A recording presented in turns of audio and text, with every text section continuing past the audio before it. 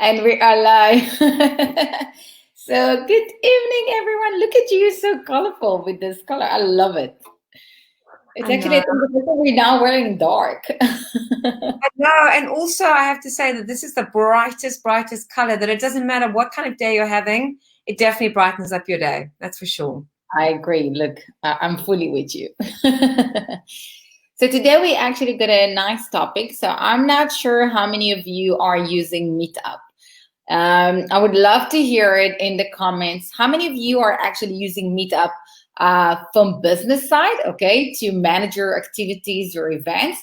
And how many of you are just participating in Meetups? And maybe you never heard about it as well. So, write in the comments below, just share with us and let us know. I know you use Meetup and I you love do. it. I do. I think it's a great way to put yourself out there and kind of to test the waters. It does. It gives you a platform to communicate with like-minded people for sure. So we're gonna give you 6 tips on how you can actually grow your meetup group. Okay, we're gonna start with the first one. And the first one is, and it's actually like a tip in everything you do in marketing, is to niche yourself. Okay. You don't want to be a group, and it doesn't matter if even you do a group of hike, you can do a certain type of hike, a hike for singles, a hike just for females, a hike just in certain areas. Try to really niche yourself and find your own concept, create a certain concept to the group. Make it for something that people are going to look, okay, I know exactly what I'm going to get there. I'm relating to this concept. That's what I'm interested to, and that's going to help you to grow it. So really try to think on how you can niche yourself and develop your own concept. Yeah, because also there's so many, and it's global. So when you go on there, you are looking for something very specific. We all are. So you don't go on there wanting to be part of everything and join every single group. So the clearer it is on what the group is about, the greater the likelihood you're going to get the right people to it. It Yeah. is. So the next one is about creating the right name, or a irresistible name and description. And I resonate with that, but I sometimes think there's a fine line between almost a creative side and something like, one of the things that I say on mine is empowering conversations. But because it's around personal development, it's quite it's quite a challenge to be too creative. Do you know what I'm saying? But there is still a way to be creative, and the name is not even necessarily about the creativity. It's more Yeah. about making a name that's going to be strong and very clear and very straight to the point and very appealing as well, for people to know what to come to. And it doesn't matter on the side of the creativity necessarily, and I go back to the hike, right? Because it's easy to explain it, but you not necessarily can make a hike something like, you can give it like a nice name of like hiking Cape Town to find your partner. That's something that people that are searching for, like, relationship or stuff like this, or like, get together, like in Cape Town hike, or like different things. You can still find some names that will be irresistible for the person that actually look for that topic, but it's something also very clear about for the people to know what it's all about. So if you, for Mm. example, you have a group about certain interviews, it needs to be around that, but around side, get to know yourself, and or like, you can find different ways. And what you can do to find the names is write down like a few words that you resonate with, that describe for you what the group is all about, and try from those different words to see how you can actually build that name. Okay. And that's the same thing, that's the same exercise that I do with clients on how to define your message. Write down the different names, the different like words. So for example, you say, connect to yourself, right? You want to be authentic, you put different powering, Connect. empowering.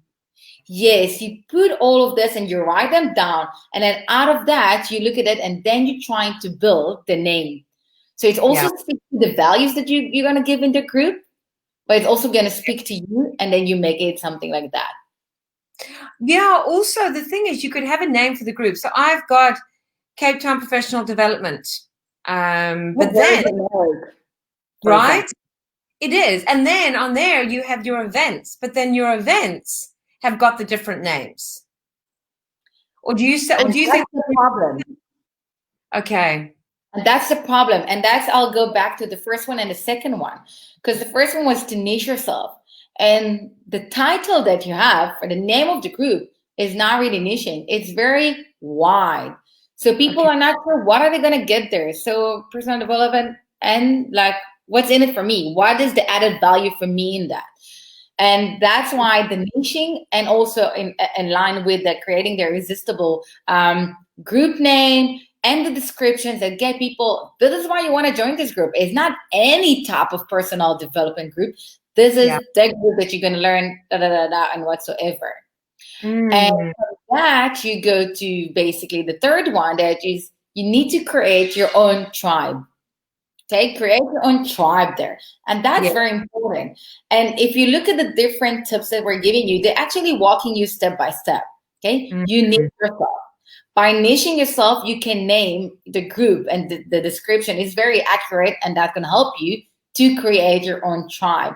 And that's the thing you want. You want to have those people with you, and they will go with you and follow you, and they're going to join your group, and they want to know about your activities, and they're going to do whatever they can to join your events because they want to, because they want to be part of your tribe.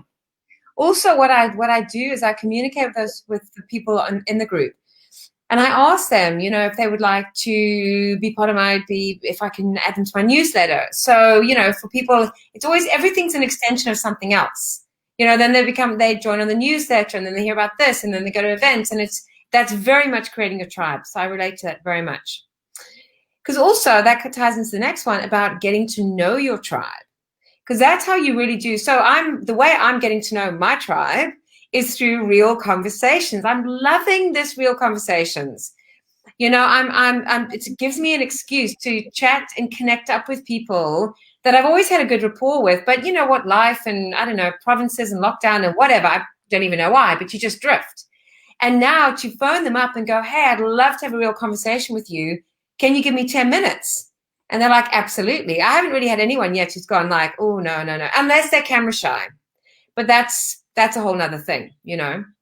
And that's the thing, if you decided to create a group, okay, and it doesn't matter if you created this group on a Meetup or you created a group on Facebook, you Mm. want to know the people, you want to get to know your tribe. So create some personal connections, you know, do it, get to know them. So you're doing it with the interviews, that you do the 10-minute interviews with them, and then you're chatting with them and you get to know them. But there's so many different ways to do it. And, just reach out to them, because once you know them, they're going to stick to your tribe. And that's what you're trying to, to get to. It actually also links to number 5, which is authenticity, right? Because if you are you are the reason why they're coming to this group. Okay, Yeah. that is why they're joining, because of you, because of what you're going to provide and what you're going to give them. So Mm. make sure that you're true to yourself and you're honest with yourself, and you just be yourself, and they will stick and they will come and be with you. And that's very important. And that's in general in social media, and especially after COVID, that everyone is always there, even that for those who did not like social media and they're there now. That's what happening. If you're not true to yourself, if you look like it's a scam, like it's like something not real over there, no, you're gonna lose them.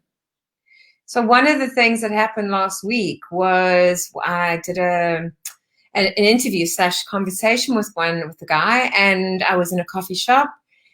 And my fault, completely my fault. I shouldn't be in a coffee shop when I'm doing something like that. I normally always do it from home. I never do. But anyway, it was a beautiful day, and I'll justify it because it was great. Anyway, cut a long story short, did the conversation. He was great. On my side, I thought, oh, Bridget, the sound not great. But anyway, I thought, you know what, it's fine. Then I sent him the link for the YouTube and for all the different platforms, and he came back and he said, it's amazing how the first thing we do is we judge ourselves. So the first thing he did was he said, wow, I fiddle a lot with my mic, or I don't know, he was doing something about criticizing himself. I didn't even notice that. I said, well, funny you mention that, because I actually thought I'd really, planned badly with the whole sound because I could hear trucks and everything going past. But I followed that by saying the group is called Real Conversations with Real People, not perfect people in perfect situations with a perfect life. So I don't care, actually. It's part of being authentic. That's what I was getting at. It is, Authenticity. and I'll remind everyone, when we started, we used to do it in Lagoon Beach, and there was lots of background noise. We used to ask them to put the music off, and there was always that waiter that always come to us when he see that like we're live, and we would live like this, and Yeah. come, do you want to have a drink? Do you want to something? And we're like, Yeah. and then they're like, why we're ignoring it. And that's the thing. That's what people get. And that's my other tip for you. And I heard it from some lady that she's got lots of subscribers on YouTube.